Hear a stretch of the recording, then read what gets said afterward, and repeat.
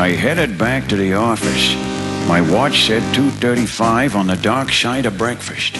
The office of a private detective is not a pretty sight. All curling linoleum and peeling wallpaper. It looked and smelled like the nest of an incontinent rat.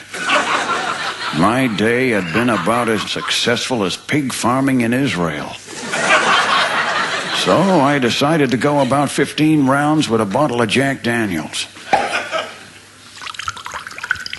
I lit a Camel and blew a perfect smoke ring. It settled like a halo over the cockroach on my coffee cup. Then something happened that told me the doorbell was broken.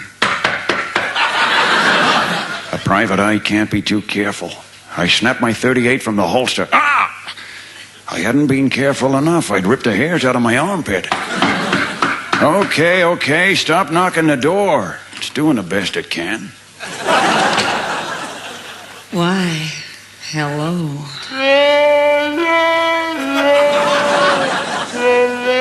I could tell at a glance she was all woman. Her long blonde hair cascaded down around her shoulders like an overdose of sunshine. Her eyes were as blue as a prawn night comedian. She made Bridget Bardot look like E.T. with the flu. I hadn't been so impressed with a figure since my last tax refund. If she was on page 3 of the afternoon paper, there'd be bumps on page 1. This broad was in better shape than Rupert Murdoch's bank account, and she seemed to have built up interest in me. She was naked to the waist from both ends.